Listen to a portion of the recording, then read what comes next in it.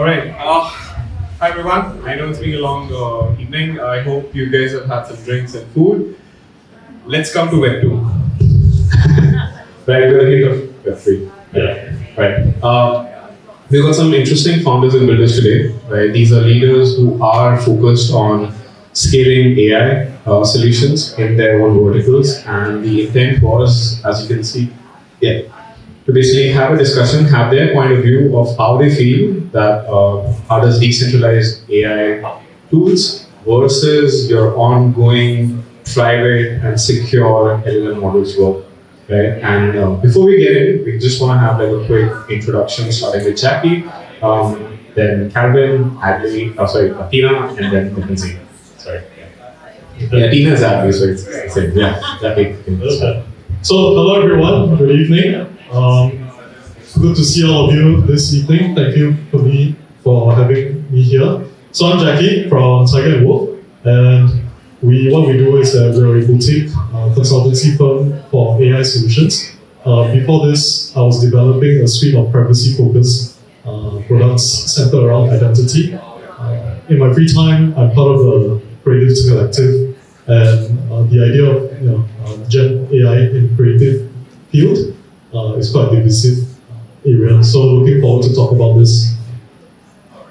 So next. Thanks, Jackie. Yeah, Calvin. Hi, good evening. Hello everyone, my name is Calvin.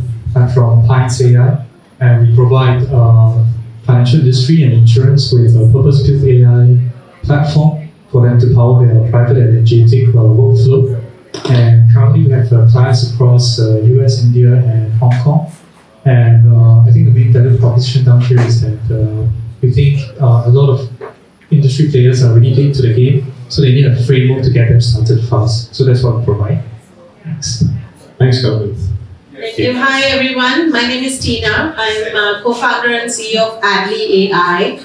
I'm an ex-business journalist. And now I'm using all my previous knowledge in content creation to make AI agents for marketing. So we help solve problems for enterprises who are looking for a secure solution trained on their own brand voice to create content. It could be for their socials, it could be videos, images, or anything across the value chain. Thanks. Hi everyone, I'm Mckenzie.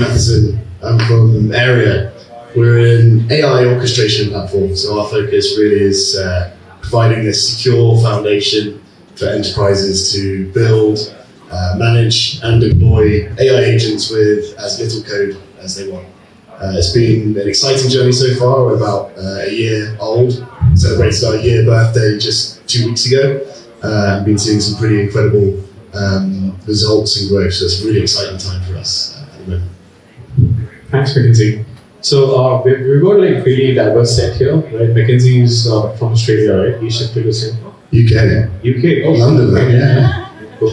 I don't know why I have Australia in mind. But see, like we've got folks moving across the borders, right? And this is quite a thing because a lot of top LLM and AI companies are also setting up shops here.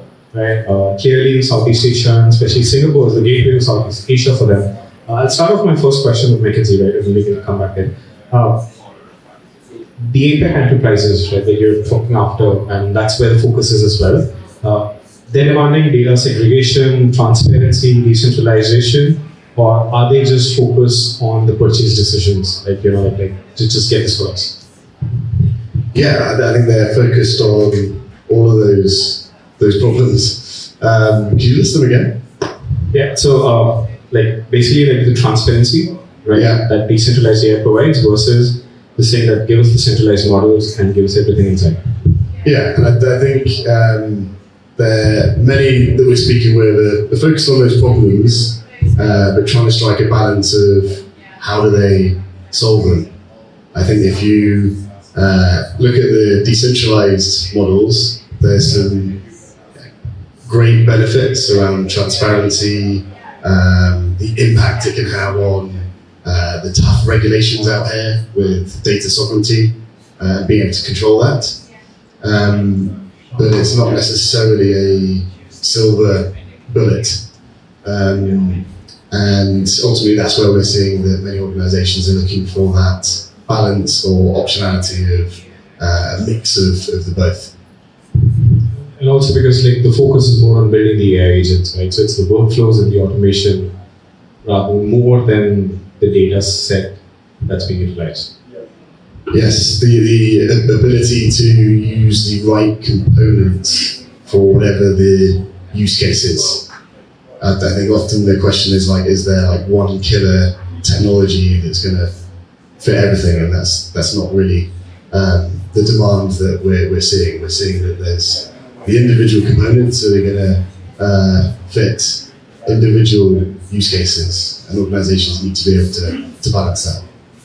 Just for folks who don't know, like for Airia, if you have an analogy, they're basically a better enterprise-grade version of N8N. Right?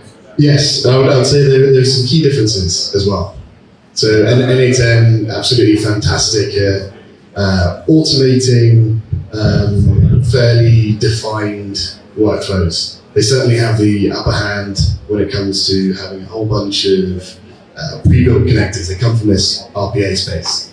Our strength really is around embedding AI in your business processes and having that flexibility to do that while doing it in a production-ready and secure manner. I think that's something that is really often forgotten with some of these tools that are focusing on these projects where you're just building a prototype and not really thinking about what's happening next. So that's a big thing for us. Yeah. All right, thanks. How many of you guys in the audience have had challenges creating content at scale, on-brand content, SEO content, looking at, okay, how can I get discovery on the internet? Great. So this is what Tina and Addlly AI are trying to solve with the way I describe them and the way I think about them is basically like they're your CMO AI agent, and they're going to create content as much as you want, on scale, on brand, SEO and geo optimized. I'll let her talk about it, but the question to Tina is that does the decentralized approach help or hinder achieving consistency, right? It's different, right? Because like you're focused on creating copyright data, brand specific data, something that Coke will want to do will be very different from Pepsi, something what Gucci would want to do will be very different from LP. Right? So how do you see that, like when you're creating on-brand content at scale, where does Addly's prioritization lie? Yeah, thank you, Shivang. So actually, I want to dive a little deeper. So, everybody wants to create marketing content. And the problem that we have right now is you can train your own agent, or, you can do a custom GPT. Most of the people would say, I want to use one model and do a custom GPT. That use case works very well for a small or medium-sized enterprise. But when you come, the problem that you stated, large enterprises are looking at it very differently. Their problem statements are very different. They want to protect their data. They want to have a system that is very secure, can actually work across multiple large language models, and also have their own workflows integrated. For them, all of these concerns come into play. But most Calvin mentioned that there are customers, you have customers in the US and other geographies. Same for us, we have customers in the Asia region at different levels of AI maturity. And the concerns that each one of them has is very different at every stage. For some of the customers, the challenge is that I want to have efficiencies of AI, which I'm not able to do myself, and I don't want to hire a lot of AI engineers to train a brand voice to create a RAG-based model, or any model for that matter, so that I don't have to take that investment or that prompting, because we are soon moving to a world of zero prompt, no prompt writing. So the concerns that organizations have differ from what is the level of maturity that they have, and where in the journey, like Mckenzie said, where in the journey are they and how they want to scale from there on. And especially when it comes to content, I don't think anyone in the history of corporate or content building would have got their first content output right. right? Because so many rewrites happening, and every time you start rewriting something, the narrative changes, and what you started with and what you end up with eventually sort of differs. But with Addlly, you're able to control that. Yeah. And what we are seeing now is the market has also changed dramatically. When we first started, people were just talking about social media marketing. Now, if you've seen in the last couple of days, there have been shopping agents which have been announced. There have been partnerships announced for e-commerce. Now, you'll be able to go to ChatGPT or any other agent and a chat interface. So conversation commerce is coming. And that is what we are gearing towards. There is going to be a remarkable difference of how content was written earlier and how the content discovery is happening now. Earlier, you could write a blog, write a social media post, and then spend a lot of money on ads. But now organic discovery is also changing. People are no longer going to just Google. They're going to ChatGPT, they're going to Perplexity, they're asking for answers. They don't want to scroll through 10 links. So the user behavior changes, and some of the brands, like to come back to the question that you asked, some of the brands are really ahead in that journey. They already have their databases, every data sets, everything sorted out, and they know how they want to utilize that to reach the intent-based commerce or intent-based search which is coming in the future. So, how many of the folks in the audience know about GEO as a keyword, Generative Engine Optimization? Right. So there's literally $1 trillion online search is getting disrupted, right? The SEO world is moving towards GEO. And what Tina is saying is basically the LLMs are now solving the problem of every Google or every search engine query that you did, wherein you type to say, hey, I want to eat in a good restaurant tonight, and you end up 1 hour trying to figure out from the 15 links what the best response is, right? And that best response now comes in the first prompt through LLMs. And what Addlly tries to build is that GEO optimized content, so that you're not creating content for SEO to get discovered in the search listings. You're basically creating content that is solving or answering a question that people are asking, right? And that now is shifted to Perplexity, to ChatGPT, and all the LLM platforms.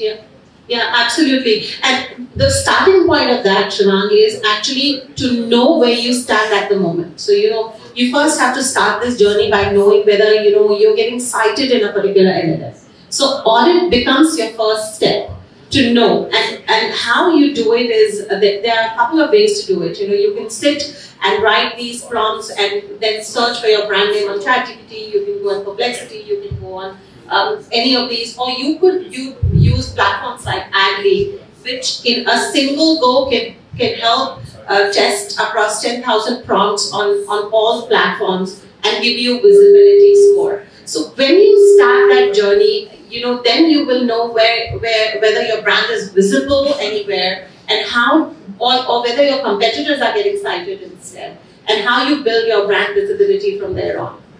Absolutely. Let's shift gears towards a more safer, secure, and a more serious industry, right? So Calvin, he's CTO of Pints AI. They create enterprise-grade sort of like a full stack platform that could in a way rival capabilities of a cloud hyperscaler, but their focus is on creating almost hallucination-free reports at scale, right? And especially that the focus is on insurance, on fintech, on BFSI, the entire banking sector. He knows the problem statements of the customers. I'm not sure how many folks are from the BFSI sector, how many of you guys been analysts in your life, and how many hours and days you spend creating reports again and again and again. Their solution sort of automates entire report generation.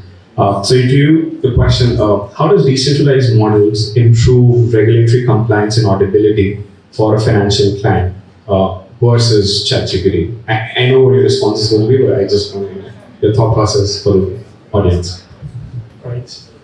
So first of all, thank you for that introduction. That's very, very kind words that you have for us.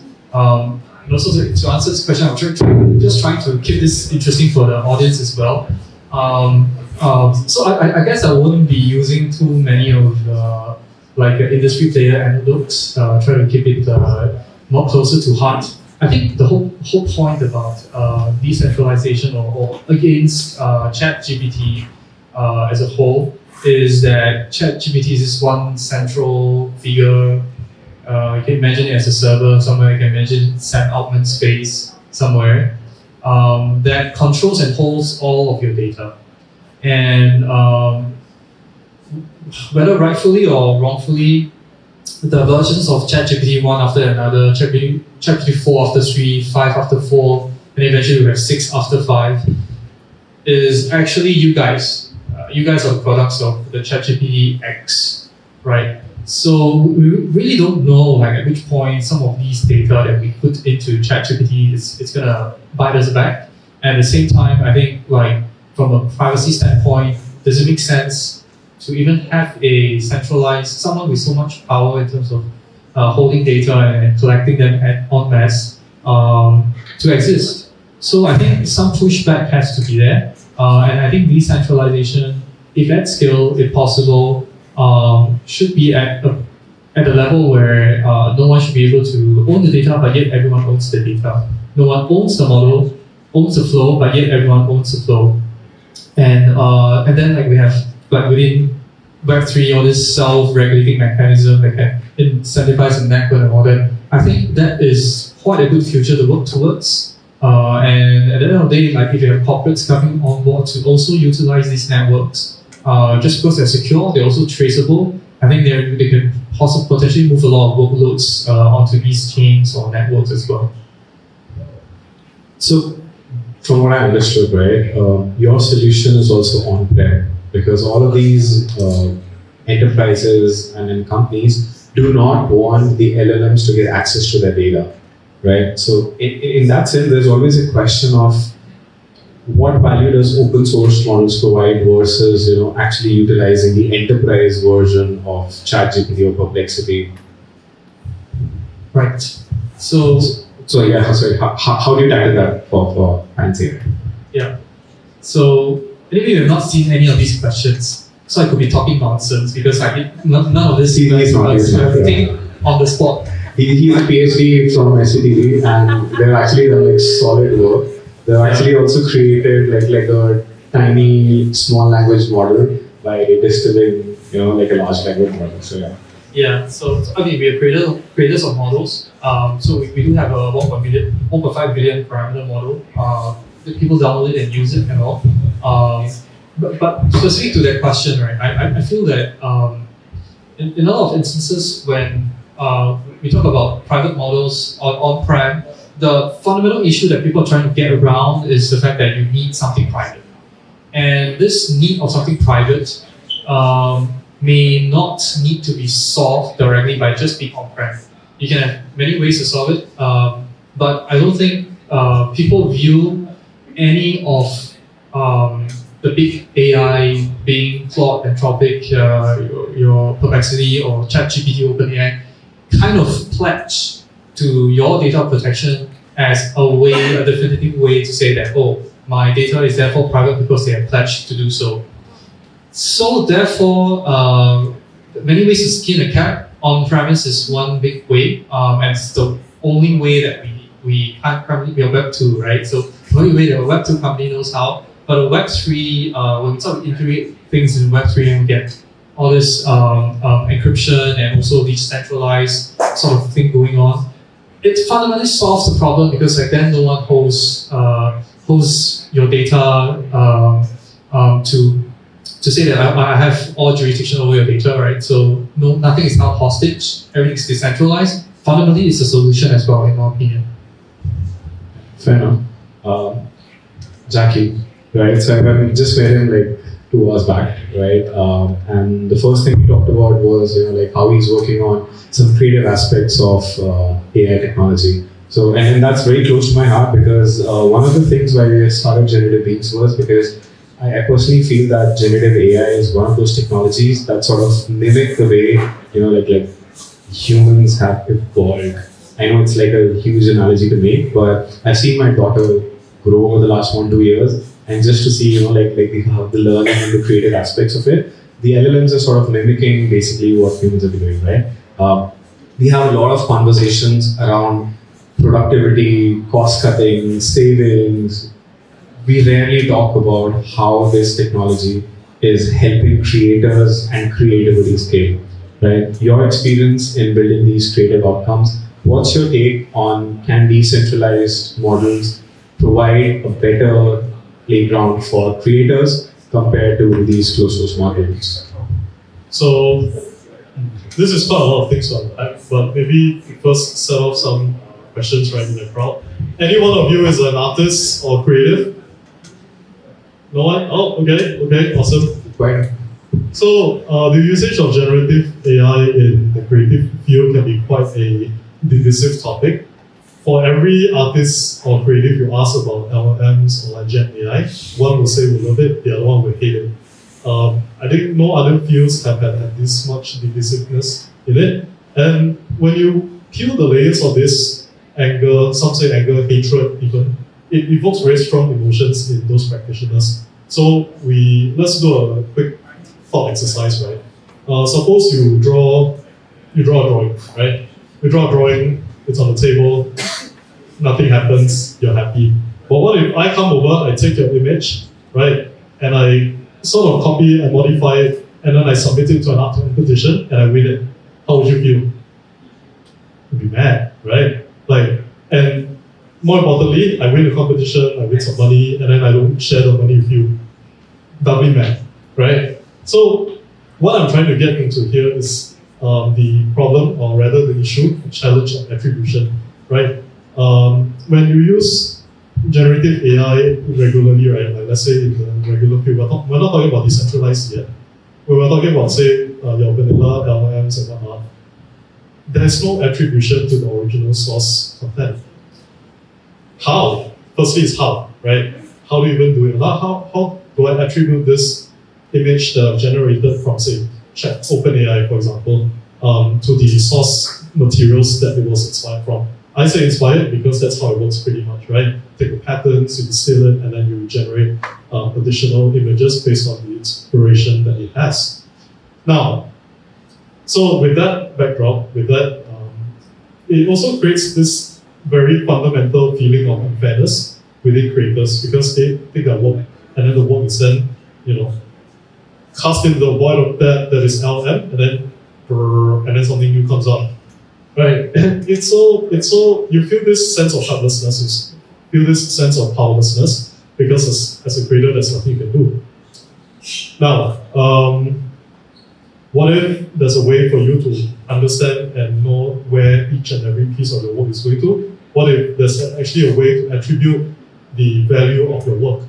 Now, this is the promise where decentralized AI comes in, right? Like the fact you're able to own your creative work, the fact that you're able to say, hey, this particular image of mine is able to train a model, and therefore whatever it made, whatever output it has, whatever creative outcome and the dollar value to it can then be traced back to me.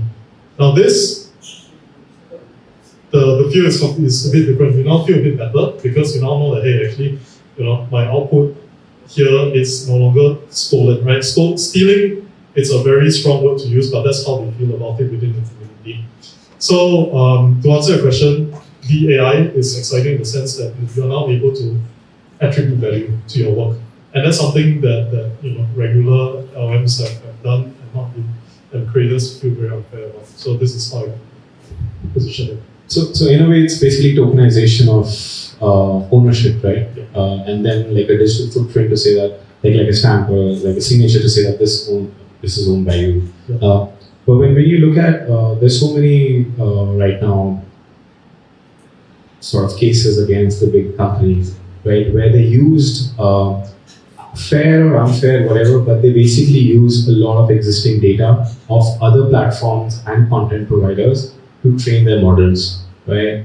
And the jury is still not out on who's the right person. And in this case, what do creators do? Do they go to the decentralized AI models, right, open source use cases or examples to help them protect their IP, or should they still continue to build on top of ChatGPT, Claude, all the other private cloud providers, LLM providers, sorry. Right, so if I'm understanding the question correctly, given that there's still a lot of ambiguity around the outcomes of these lawsuits, right? The jury is still out there on. It's quite exciting, right? Like when you look at the outcome, no matter what, right? Whether the publishers, for example, win or they lose, it's going to set the precedent ahead for many years to come as to how information is used for training LLMs. So before I answer that, right, I maybe look at a field that have seemed to excited my creatives previously, NFTs, right? So let's talk a bit about NFTs. We can't go into the protection of IP for creative works without looking at things like NFTs. NFTs had very similar promises in the past, right? To protect one's IP, to monetize it, and to somehow attribute value to it. Has it fulfilled its promise, despite it being maybe 1 or 2 cycles ago? Again, jury is still out there. You have a very long tail distribution of people who benefited from this. And I imagine to be the same case for the next generation of technology, in this case deAI, right? The protection of IP through deAI. Yeah, I wanted to avoid using NFT as an example for the obvious reason, because there's like a fat cycle to it, but I do believe that there's like real value in ownership, like additional ownership of content. Last sort of question, like a common one to all of you, right? So you already answered this, right? But I'll move on to the Calvin. Calvin, in your industry, right? Where do you see the future going? Is it something that the model that the solution that you're trying to build for the BFSI sector, for insurance finance, you feel that the open source models will sort of win the game, or you'll still be in sort of a hybrid state or focus completely on pure play, big, large language models?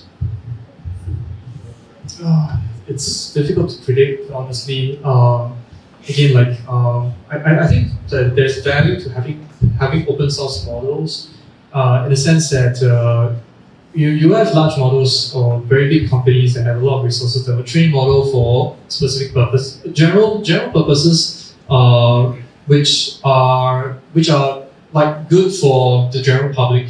But then you're going to have to need open source models to perform tasks that may not ordinarily be good for the general models to perform, because you probably want to fine tune them into certain. I'll find it very difficult that, like, for example, you can use OpenAI or Claude to fine tune a cancer with sort of like a cancer identification model. I think that they should be trying to fix that, but at the meantime, they are going after a different space altogether. So you're going to have to have people have the resources, give them the resources, open source models to kind of do that. At the same time, I think it's not so much about who will win, but that we will all be in the future where if you look at Web3, we know that we are going towards a future where we have we've broken down a lot of barriers of payments, by the way, right? I know it's a very quaint whole thing, crypto and payment, but we've broken down a lot of barriers. So I think AI will likewise break down a lot of barriers in terms of things that we couldn't do before and now we can do, or we can free up time to, when the barrier to us ending work on time was that we still have hours of work to do, now AI can do it for us. Could be very, very exciting future to look forward to. Yeah. Thanks, Calvin. So Tina, do you think open source models or closed source models are going to drive the next wave of innovation for content creation? Yeah, every day it changes, right? It depends on which is the best one, and we work around with a lot of models, so we use open source models as well, and we have models like Anthropic models, OpenAI models. So when GPT-5 came, so there are different use cases that we are feeding models suit. Sometimes if you need a lot more inference, you need a lot more context window to give it a lot of data and to come up with an inference, to come up with some analysis. There are different models which will be used. And again, like I said, it also depends on what the client wants. Calvin said that some clients want things on-prem, some clients want it on their own secure cloud, some want to use it just like a SaaS.